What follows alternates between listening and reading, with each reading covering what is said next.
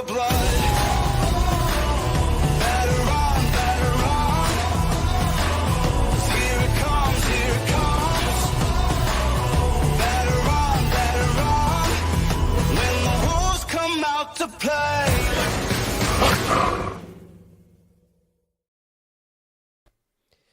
What's going on, guys? Welcome to the Wolfpack. Again, we've got some news today. My goodness me. Some really good news, actually, for a change.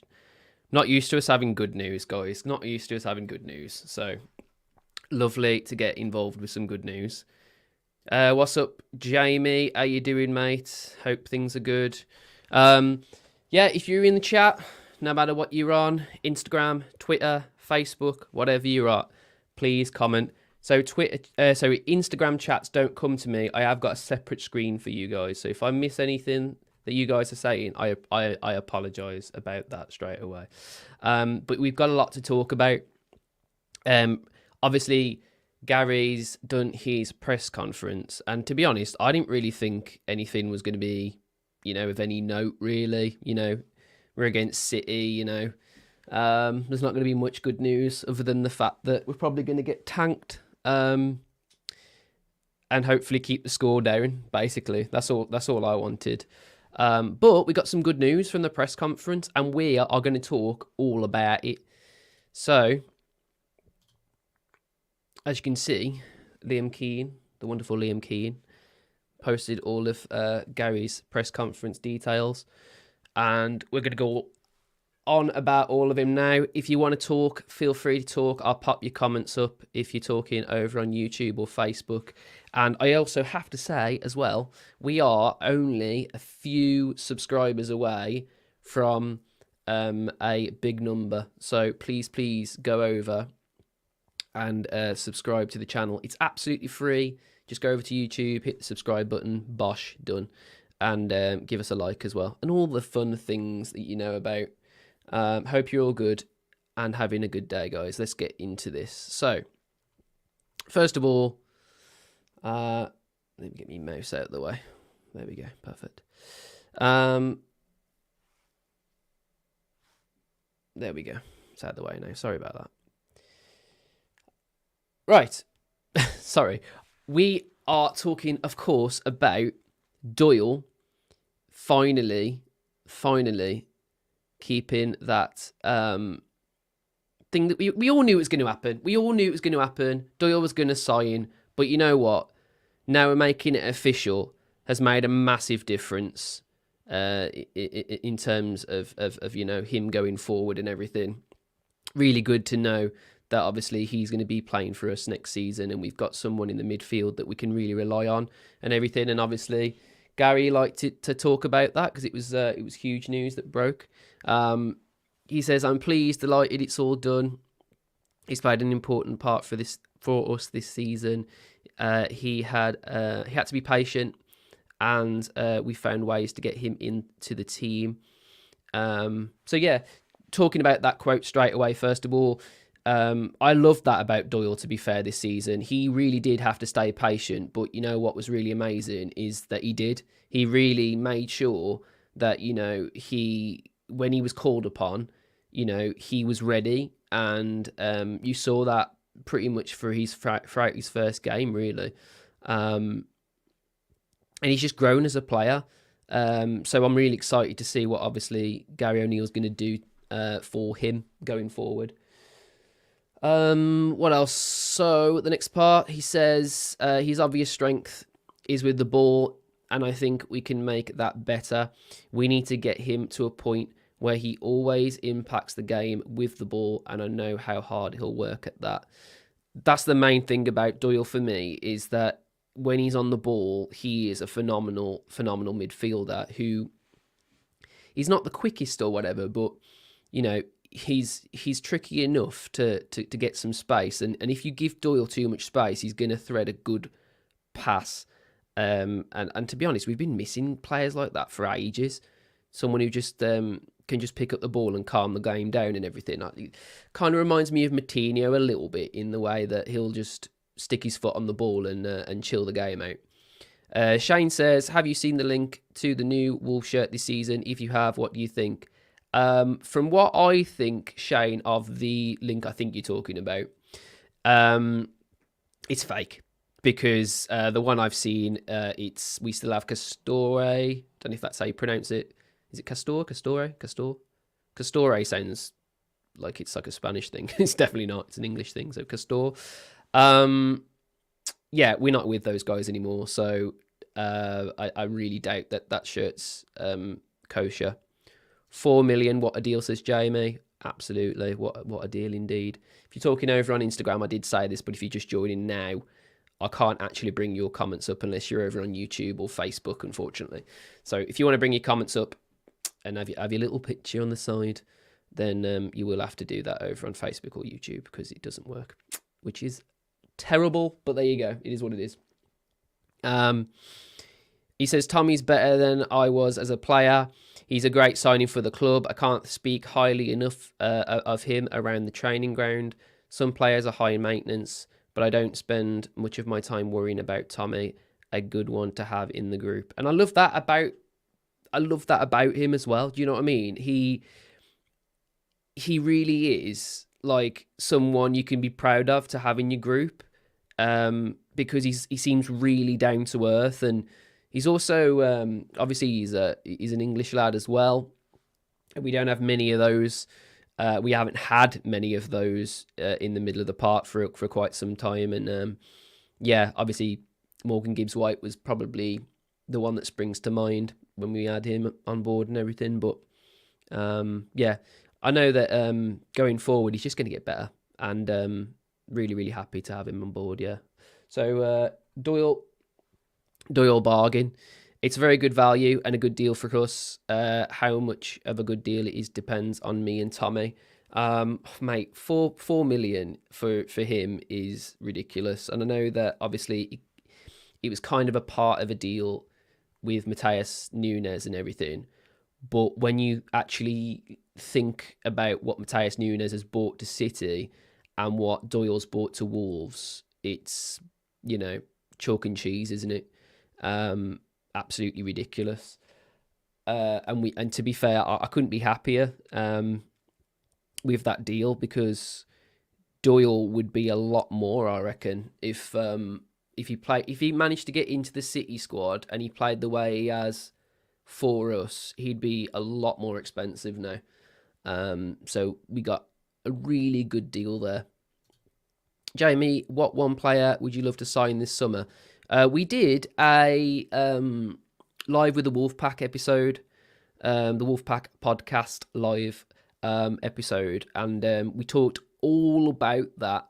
So Jamie, please head over to there, because not only did I have to answer that question, but all of the panel did as well, including Steve Madeley, and he so you'll get some good answers to that question over there.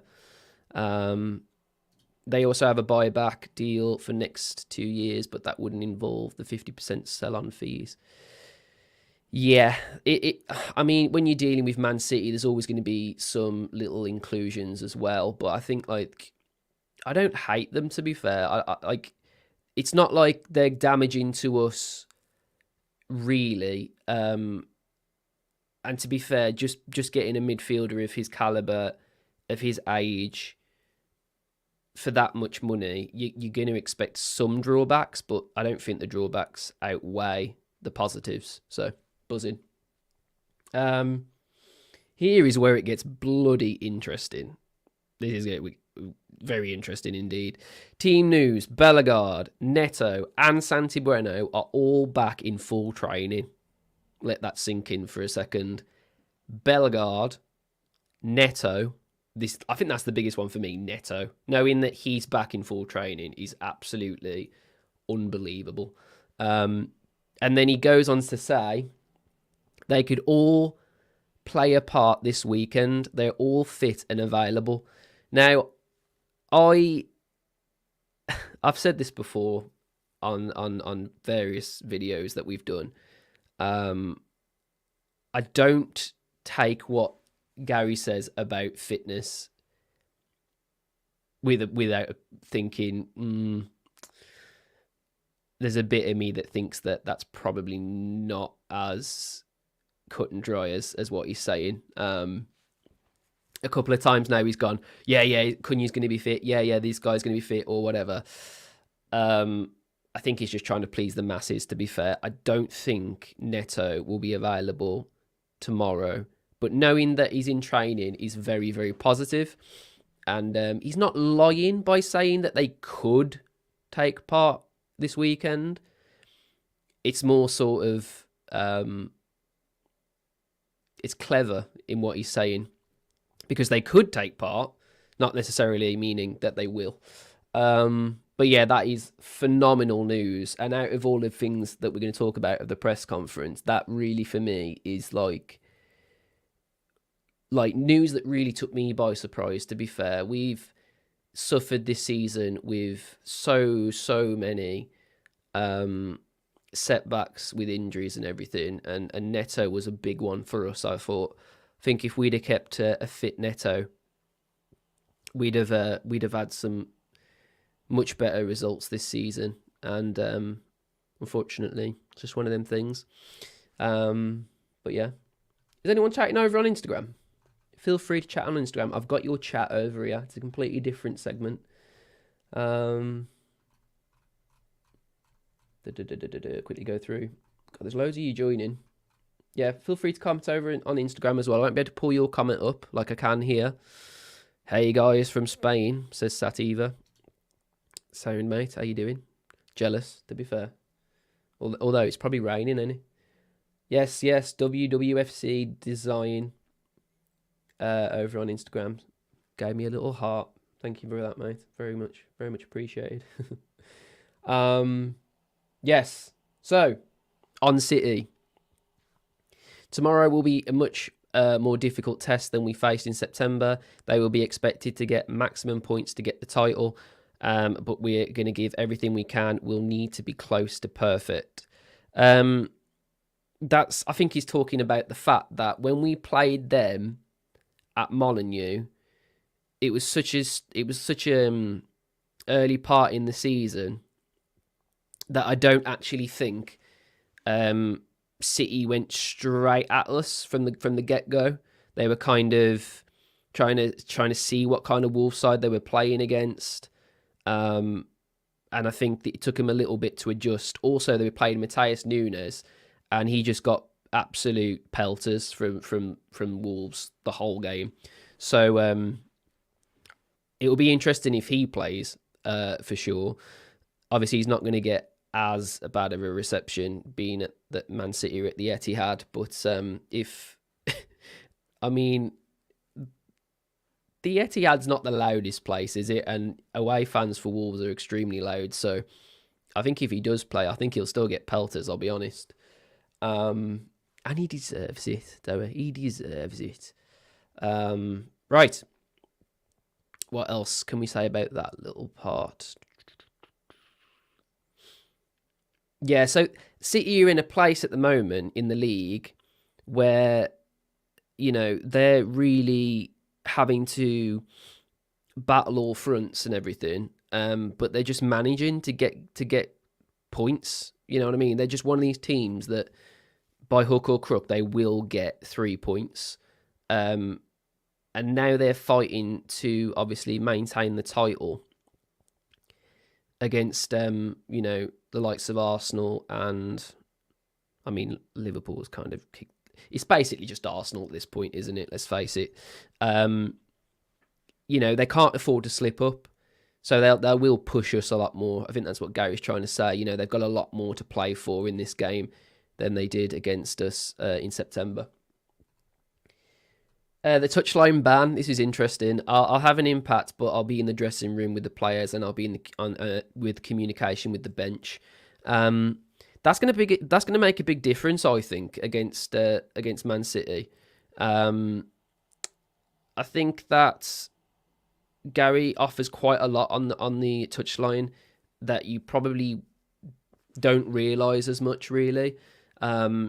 A lot of the times, if you watch Wolves, they'll make a little bit of a song and dance about something that happens, so the ref has to stop the game, and you'll see all the Wolves players flood over to Gary, and try their best to talk about whatever he wants to change from the game, or if he's seen something like specifically that they need to be aware of, or if he thinks that formation might change. And yeah, you're going to get that from the communication between him and the bench, and whoever's in charge will say that as well. But I think it's different when you've got Gary telling you than it is someone else telling you what he's saying.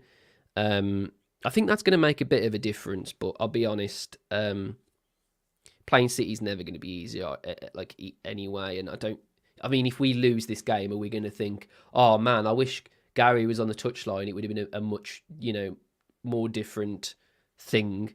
I don't think anyone's going to be thinking that. So, and on the fact that he's got a touchline ban, it's just an absolute joke, really, to be honest. Obviously, I've seen now, and I don't know if you guys have as well, the West Ham stuff that came back.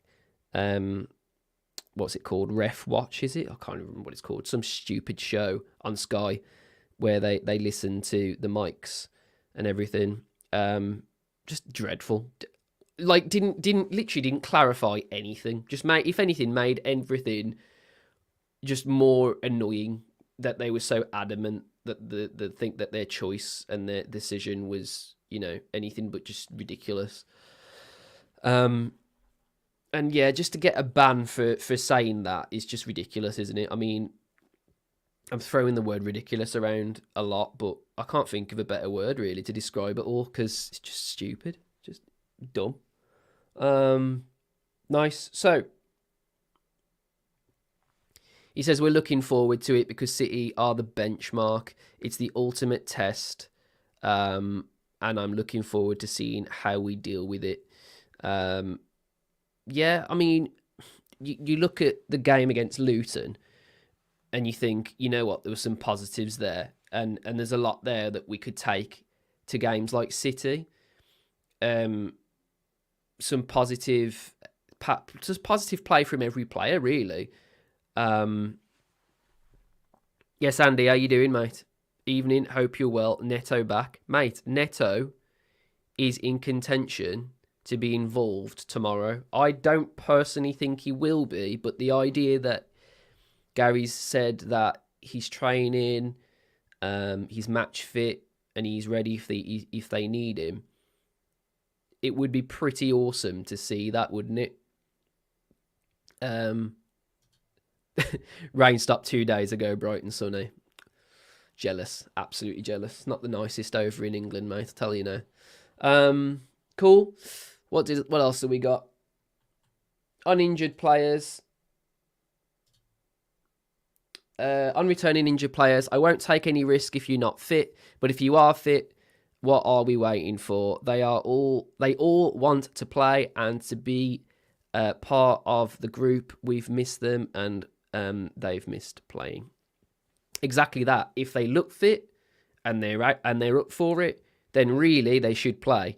But the thing is, with the injuries that we've had this season have mainly been injuries where players aren't quite fit enough to play, and they kind of run that fine line between that red zone. So if Gary's saying that they're not, in that red zone and they're fit enough to play, then I agree with him. We should be playing Neto and stuff against Man City. You saw how integral he was against Man City when we played him at Molineux. It would be the same thing if we played him, against City at the Etihad. It's gonna put more worry, on City if we tell them that these sort of players, might be around the squad. Then us just going, yeah, the team that struggled against Bournemouth, that's the one you're going to be playing. Like, it's not great, is it? But if we play the way we did against Luton in that second half, I know it's a completely different opposition, but there's a famous saying: you've got to play who's in front of you. You know what I mean? The Premier League, it doesn't really matter, who you're playing. They're there for a reason. They're there in the top division for a reason, and they're going to give you they're gonna give their all because they want to stay in the top flight, and City are going to give their all because they want to maintain the title. So, Dragos, how you doing, mate? Absolute legend. He says, I think O'Neill's suspension is wrong. When he only stated his displeasure in the West Ham game. It seems the bosses have something with this club when we are trying to prove ourselves right. Yeah, I mean, I've just talked about, my concern with how referees are sort of bubble wrapped and protected. And obviously they don't get enough scrutiny. And if you do give them any form of scrutiny whatsoever, it's like, you cannot say a word. Why are you saying a word? Why are you coming into my office after a game and telling me, how angry you are at a situation? It's just ridiculous. Like, they should be made accountable for bad decisions, regardless of how it's said to them. You're full grown people, you're full grown blokes at the end of the day. Like, you need to just take it on the chin. If you've made a mistake, expect someone to come in angry. Do you know what I'm saying? If I'm a teacher, if I was pissing about at work and I wasn't getting the most out of the kids that I teach, and then a parent came into me angrily and said, "What the hell are you playing at?"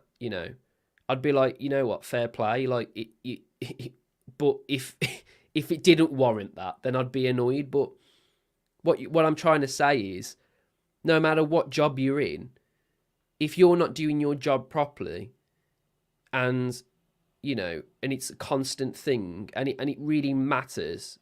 Like, you have a really important job that if you get it wrong, there's repercussions.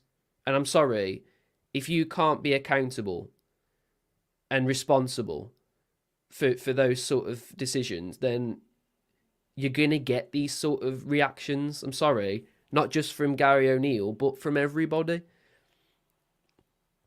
So I don't know. I'm sick to death of it, to be honest. I'm sick to death of talking about VAR, officials, and everything about it, to be honest. But there we go.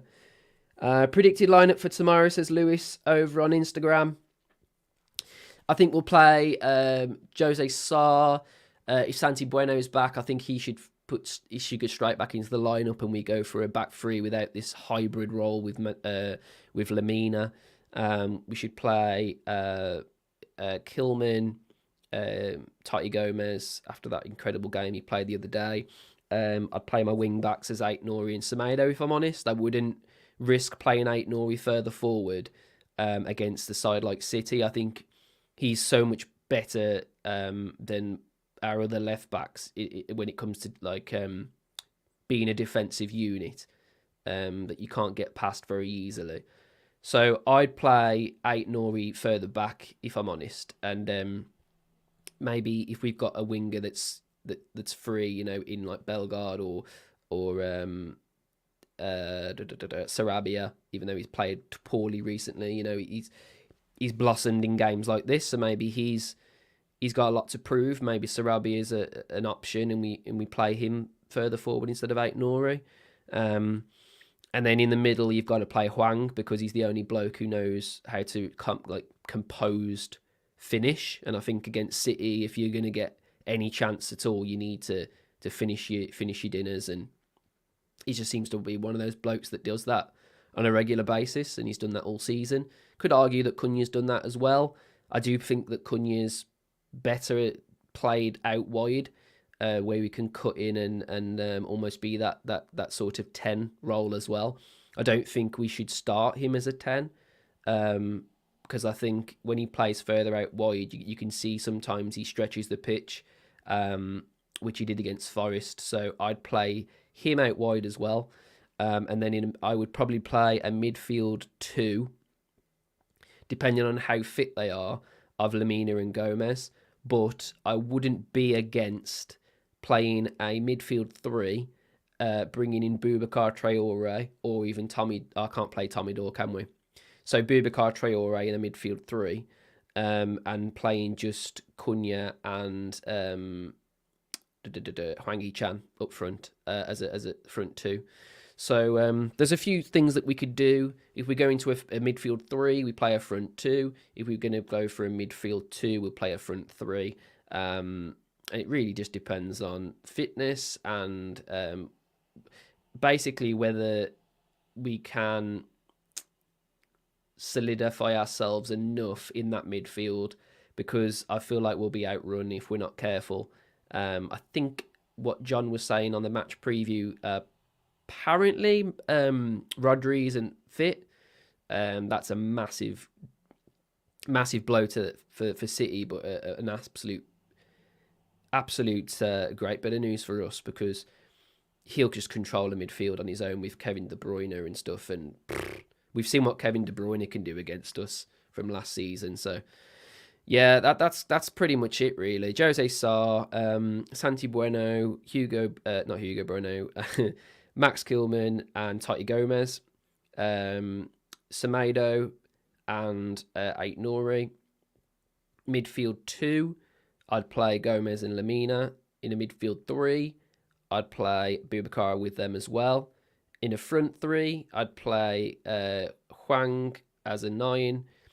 I'd play Cunha out wide as a hybrid 10.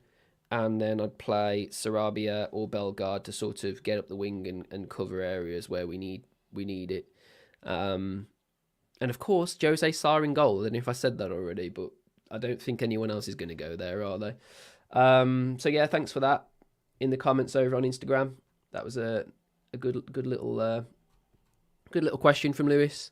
What about you guys? What would your predicted lineup be? What are your predicted scores as well? I think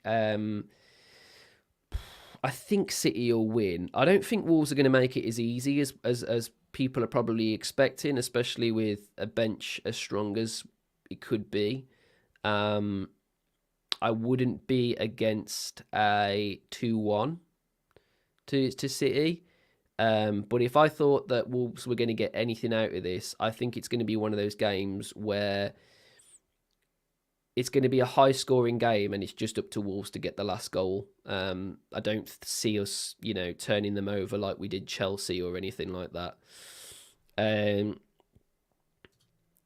Satvia says, my wife and her family are lifelong City fans, hoping at least a draw, or it's going to be allowed in here for me. Oh, mate. They've just got a different sort of team, haven't they? Like, sometimes you just cannot compete against them at all. And if you can, you just got to really just be the best you can be. A cheeky 2-1 to Wolves, says Satvia. I hope so, mate. I hope you're right.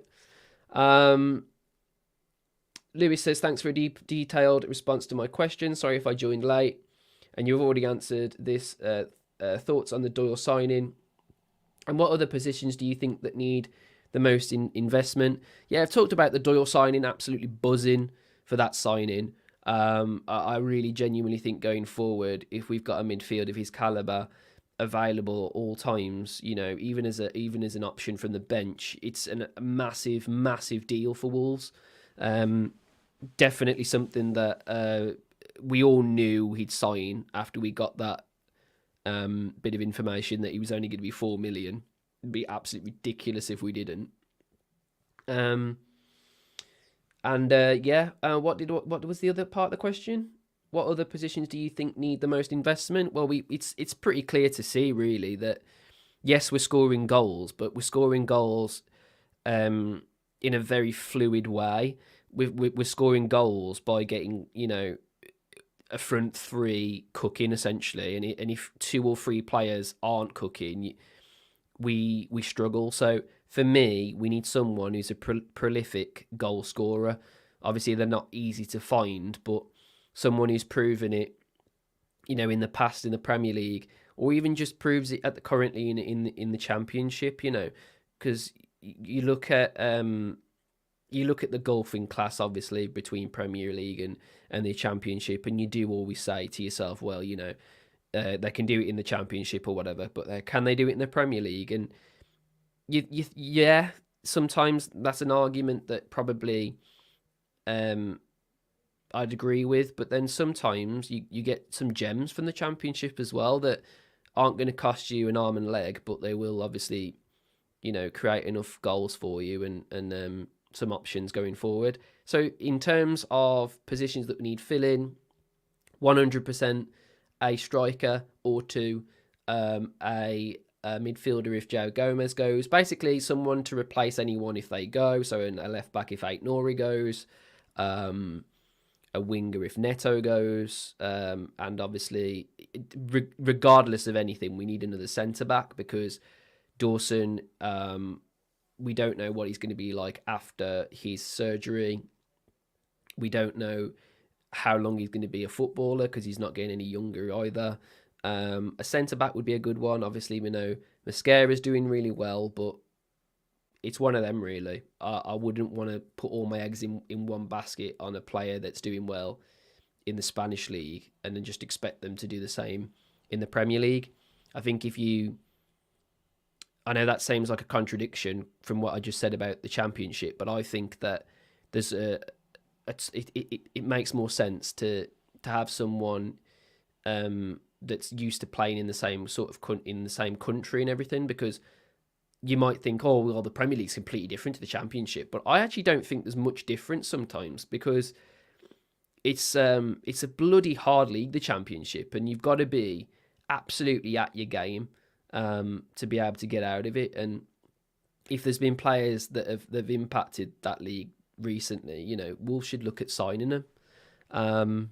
So it's a very long-winded answer, but attack, definitely a striker, midfielder if Joe Gomez goes, and left back if Aït-Nouri goes, and a centre back, and maybe a goalkeeper. From what I've been told recently, they are on the market for a goalkeeper to give Jose Sa a little bit more competition. But also because Jose Sa is obviously getting a little bit older now, they're probably a bit of an understudy for him as well.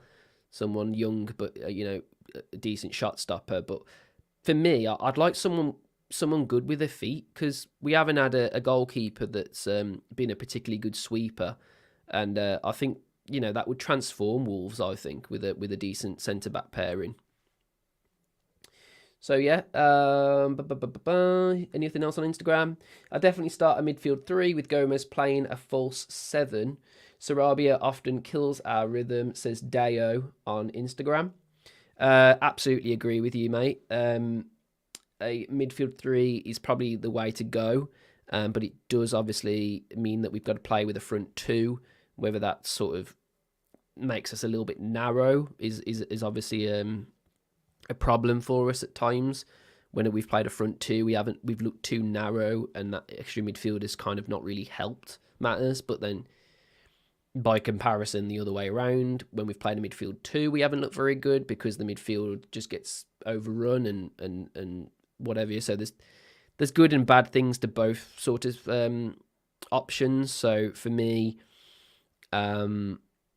yeah, that striker from Coventry might be worth a punt, says Andy. He bullied Santi Bueno and played well against United. I mean, which one? Because I'd take both of them, to be honest. I think they both have what it takes. And we've been guilty of not buying a certain striker from Coventry in the past, and it's bit us in the arse. So Gyökeres was an option at one point, and according to what I heard recently, is that we were ready to pull the trigger and buy him, but we couldn't quite afford what his agents were offering. So, yes, a striker from Coventry would be great, but you could say the same for a lot of teams, I think, in the Championship at the moment. I think Iheanacho would be good from Leicester. I think some from that are obviously getting relegated as well. Do you know what I mean? Oh my god.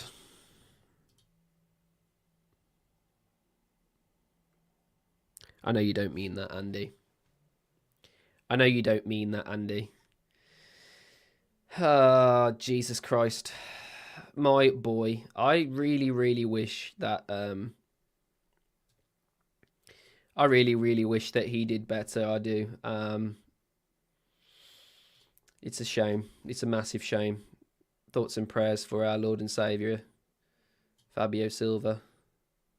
What a legend. If only you could do it. You just can't though, can you, mate? You just can't do it, can you? You just can't bloody do it. Honestly, the most frustrating thing about Fabio Silva is he had everything, didn't he? He had everything that we wanted as a striker. Fabio Silva, as a young striker, it looked just like he was just going to be a cut above everybody, and he's just not proved it at all. I won't take it down, though. You can't make me. I'm not doing it. I am not taking it down. Couldn't care less. So, yeah. It's one of them, guys. It really is one of them. We need a player that's similar caliber to Fabio eventually. Obviously, we need younger strikers, of course, but yeah, Fabio's not going to do us any favours, is he? Carlton Morris from Luton would be a good number 9 for Wolves. Adebayo would be. Is Adebayo Luton, or is he Nottingham Forest? I always get confused. I really do. But either of them, from the one from Forest or the one from Luton, both very similar names. Both of them I'd get in. Both of them. Play them both. Why not at this point? Lewis says more of an end of season question, but with the ending of Castor partnership, who would you like to see next? From what I have heard, and I'm not going to give away too much, Castor went in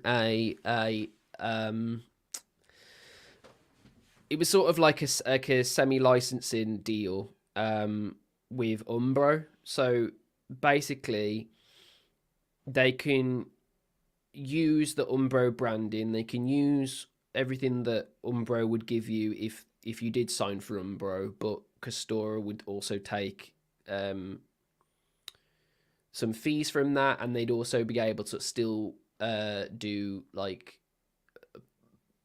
training stuff and hats and whatever as well. So I think that'd be an exciting thing to have, a little bit of a joint thing with Umbro and Castor, but I really don't know at this point. Apparently another thing I'm hearing as well, which I haven't said yet and shouldn't really give away, there's definitely a possibility that it's going to be a brand that we've not heard of before. Some brand that our loving owners may have or may not conjured, which could be catastrophic, could be really good, could be really cool, Somehow doubt it, though. Yeah. What else we saying? Fabio is the Prince of Persia, lost in the great storm of the Sahara. That's lovely. That is from Leon on Instagram. Yeah. What else we got? He's set Glasgow on fire, apparently. Yeah, something like that. My Scottish mates tell me Silva isn't doing well at Rangers and he's not going to continue. I already know from sources that he is definitely not continuing at Rangers. They are not going to buy him at all. They're not going to extend his loan. He's very much coming back to Wolves, and yeah.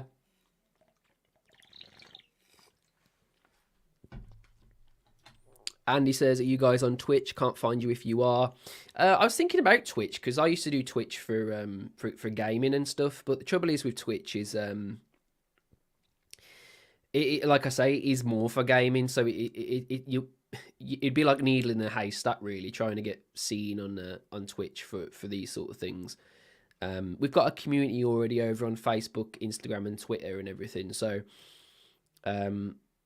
it just makes sense to sort of cater to that audience, and really just trying to pull more people in for YouTube at the moment. That's the main aim.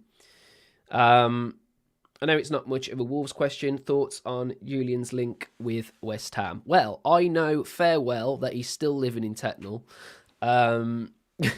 He's still having orange chips. what do I think about him going to West Ham? I actually predicted he'd go to West Ham ages ago, by the way. So a long time ago, I thought he was going to go to West Ham. Just because that's kind of the market that I'd assume that he'd go for. West Ham, obviously, they're in Europe a lot. They've got a good fan base. They're in London. All the things that Julian sort of wants from a team. He really does want to go to London, by the way. So pretty much why he turned a lot of deals down. He wants to stay in England, but he wants to go to London. Thoughts on Podence? Says Isaac in Instagram. Mate, I would absolutely love, and I mean this, love if Podence come back and was as good as he is for Olympiacos. But guess what? He's not going to be. He hates Wolves. He will not want to come back here, trust me. Trust me, he will not want to come back. And he'll probably get bought. He got 2 assists, yeah.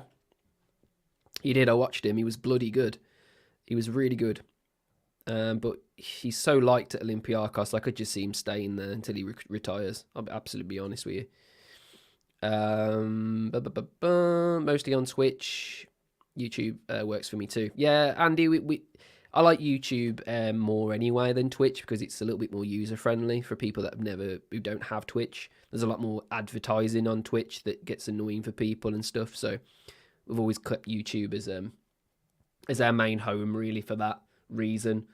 Don't really see a benefit of going to Twitch as well, really. Obviously, we would if there was enough people over there, but it's not really one of those places for football. But yeah, any more comments, thoughts on Bellegarde? He's had a weird little season, hasn't he, Jamie? I would love to see Bellegarde in his natural position, and I think that's the issue. We saw Bellegarde his natural position against Liverpool on his first game, and he looked bloody great. And then ever since then, he was pulled out wide, out of position, and just, I don't know, he's not really a winger, is he? But you can see that he's a driving force. I'd love to see him as a 10, to be honest, but we've just never been able to keep him fit enough to have a winger as well to play him in that role. So let's see him in a 10 and then have some thoughts on it about him then, because as a winger he's not great, but he's still a better option than Sarabia. So Sarabia, by the way, is my player at the moment that I would genuinely get rid of at this point. Sorry about the noises my bottle makes when I drink, by the way. It makes such weird noises. Hi, mate. I have missed you talking about it, but my gossip on new kit and sponsors, says Edward. Look, guys, there's a lot of rumours going around about kits at the moment. From what we've heard so far at Wolfpack, there is a load of different things that are all up in the air. So until there's something factual, I'm not going to comment on it too much. The only thing I am going to comment on is that I'm about 80% sure, maybe 70% sure. No, I'd say about 80% sure it's not going to be Castor. And I'm about 50-50 that it's going to be AstroPay. So it's going to look different for once. Send Sarabia. Yeah, send Rabbits. Yeah, yeah. We need to get rid of him, to be honest, Sarabia. Oops, sorry. I just noticed what my webcam's just done. Bloody hell. Chill out. Calm down. There we go. Yeah. We need to get rid of Sarabia. He looks like one of those players that he'll turn up on a big occasion. You'll probably see him play really well against City, but then it will be like Luton, Bournemouth or whatever, and he just won't show. Or he'll play really well in a team that, you know, on paper are a really good team and whatever, and have you know, some really some good stats among them. But then the second he plays with, say, like kids or whatever, or players that haven't really got much Premier League experience, he just goes to pieces. I just think that he's not a team player for me. And you've seen just recently, when we've not had team players, we're a different side to when we've got players that really want to play for us. But yeah. Anything else, guys, before I go? Anything else? Saudi will be higher cash for Sarabia, yeah. Great at crossing the ball, but he hasn't got the pace. Yeah, from a dead ball situation, he's cracking. Absolute cracking player, but you can't just have a player that's only good at one thing in this Wolves team. They need to have a bit about them, and unfortunately, Sarabia is not one of those players. He's just very much a one-trick pony, and proved so many times that he just, I don't know, he's not a winger for one. I don't know. I see him more as a 10. It's awkward. You've got two wingers in Sarabia and Bellegarde that are both more suited as a 10. So yeah, it's a tricky one really. I'd like Chiquinho back and to fit him in the winger role, and then see what we can do with a 10 role. But I don't know. Who knows? Anything else, guys, before I go? Predicted lineup I've already said. I'll say it again though, just in case anyone's joining. Jose Sarr in goal. Back three of Kilman, Totti, and Santi Bueno if he's fit. Semedo and Ait Nouri out wide. I'd definitely play Ait Nouri further back this time. I wouldn't play him further up against City. That's just asking for trouble.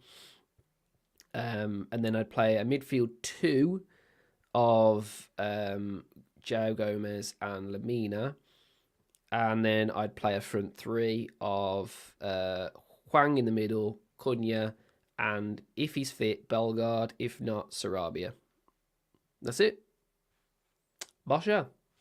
But yeah, thoughts on all of the things that we've got told today. Really, really happy with Doyle's signing. Absolutely buzzing to see that the bench is going to get better and better as we get onto the tail end of the season. Bit disappointed that it's taken this long, obviously. I think we'd have saw a very different position for Wolves now if we'd have had these players available that we're going to have available very soon. But on the whole, I'm very positive about that press conference. I know that it's all up in the air. You know, it could just mean that they're fit and they could play, but they won't. Or it could mean that we're going to have the best bench we've had in like ages. And I'm really hoping it's the latter. But yeah, guys, thank you very much for being here. Now I've got 227 of you. Don't go anywhere, please. Head over to our various platforms. So we are on Facebook. We have a Facebook group as well that you can join. We are on Instagram. We are on YouTube. We are on, what have I not said? Twitter? I said Twitter? Yeah. Yeah. Go on to all of the various platforms. Like, follow, subscribe to the YouTube. I think we're about 4 away from hitting a bit of I wouldn't say a milestone because it's not that, what would you call it? A checkpoint. I'm thinking video game terms. We are 4 subscribers away from a checkpoint. So please, go over, subscribe to the channel and get us over the line. That'd be great. But yeah, up until then, guys, I've been Dan. I'll see you on the next one. I will be doing, before you go, I will be doing a match, watch along tomorrow, live, against Man City. So please come to that. Gonna be a lot of fun. Regardless of result, we're there, watch along with me and we'll try and have some fun. So yeah, guys, thank you very much, and I will catch you on the next one. Till then, In a bit. We're out for blood.